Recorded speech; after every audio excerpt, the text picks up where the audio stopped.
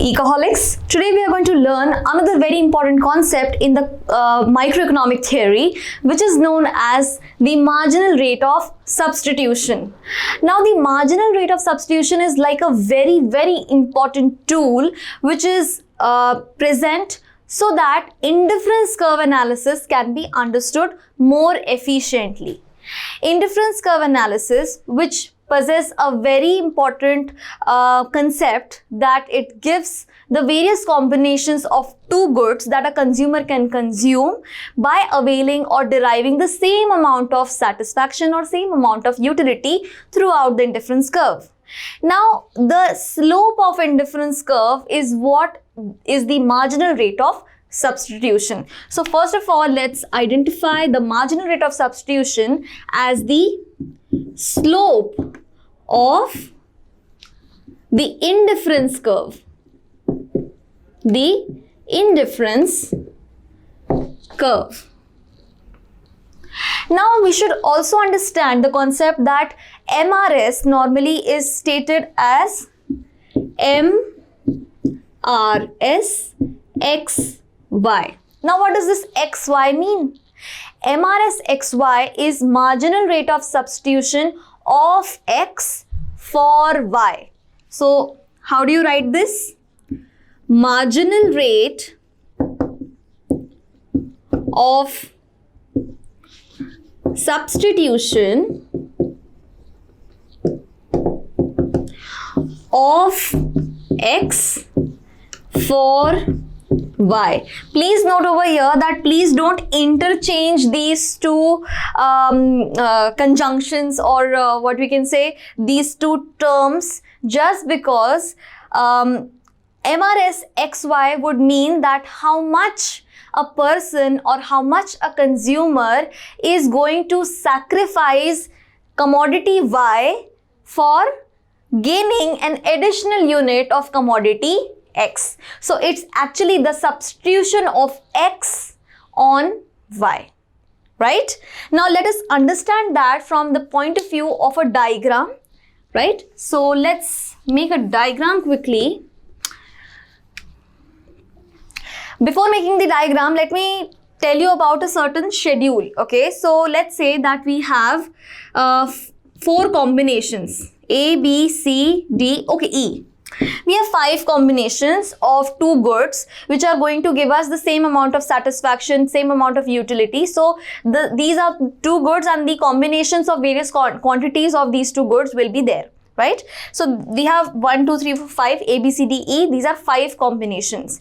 Now on that we are going to have how much of X and how much of Y. That is going to be the combination. So let's say that if you want an additional unit of X, okay, now on first point or in the first combination A, you have 1 unit of X and 12 units of Y. This is X in units and Y also is in units, okay. So you have 1 unit of X and 12 units of Y. Now, if you want 1 additional unit of X, how much Y are you going to sacrifice? Let's say that on point B, if you have 1 more unit of X, then you sacrifice 4 units of Y, right? So the combination now, the combination or the proportion of Y is to X will be what? 4 is to 1, right? Then if you want another additional unit of X, okay? So now how much you are going to give up Y? You are going to give up, let's say, 3 units of Y for an additional unit of X. So this the combination becomes 3 is to 1, okay? Now let's go further. If you want 1 more unit of X, then how you are going to give up Y? So let's say it becomes 3. So this is what? 2 is to 1, right? Now up until the time that you have an additional unit of x and the remaining y, which makes the proportion as 1:1, right? So, this is 2. 1:1. Now, when this proportion 1:1 has been established, now if you further sacrifice y, you will not be left with any of the y commodities. So over here in this schedule of indifference curve analysis, we see that the marginal rate of substitution of x for y has been in a downward sloping pattern or in a diminishing pattern. For every additional unit of x, we have sacrificed lesser and lesser units of y, and that makes our indifference curve downward sloping. Okay, so if we draw the diagram of this concept, we will see that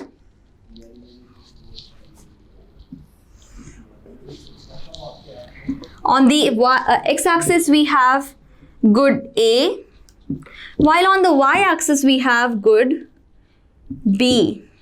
And we have, let's say this is a downward sloping indifference curve, IC, right?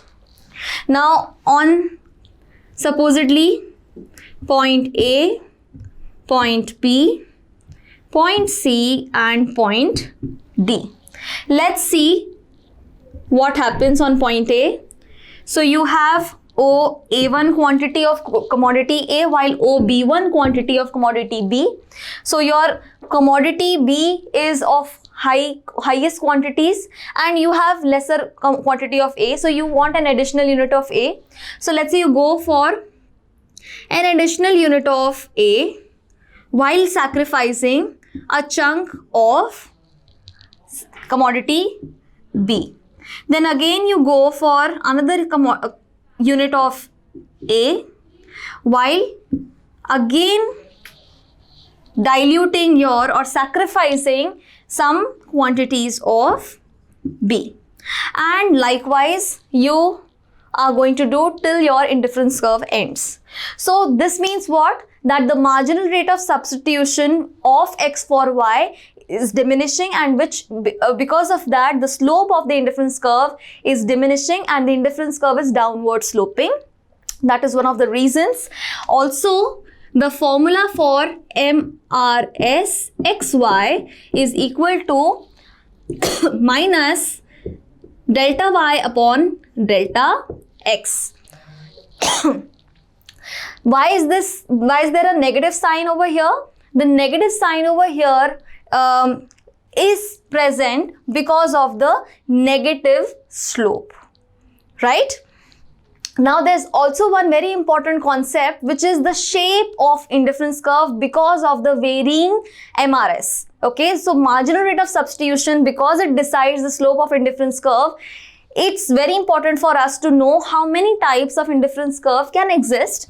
Okay, so there are a few which let's explain over here. If the marginal rate of substitution is diminishing, if the marginal rate of substitution xy is diminishing, then your curve is going to be, the indifference curve is going to be convex in nature. Okay, while if the marginal rate of substitution of x for y is constant, if it's constant, so what is going to happen? The indifference curve is going to be a straight line moving downwards, which means a constant proportion of decrease in a certain commodity for an additional unit of other commodities taking place. So this is going to be a straight line which is going to be downward sloping. Then there's another possibility that if the marginal rate of substitution is increasing, okay, if the marginal rate of substitution is increasing, then what's going to happen? the shape of the indifference curve is going to be concave. It is going to be concave. This is a concave shape. So when the MRS XY is increasing, then the shape of the indifference curve is going to be concave. And finally, if the marginal rate of substitution of X for Y is representing two perfect complements. Perfect complements means what? Two perfectly complementary goods. For example, car and petrol. Okay. Now for car and petrol, how will you substitute? Will you purchase more of petrol and you will not purchase car at all? Or vice versa? Obviously not. Both the commodities, both the quantity consumption has to be balanced because both are perfect complements. One cannot go without the other. So in such a scenario, the marginal rate of substitution is going to be 0. You can't substitute anything for anything, right? And in such a scenario, your indifference curve for perfect complementary goods will be L-shaped. Okay, what will be it? It will be L-shaped. So these are few scenarios of varying marginal rate of substitutions. I hope that this video was clear to you all. For more such videos, keep liking and sharing our videos and keep watching Ecoholics. Thank you.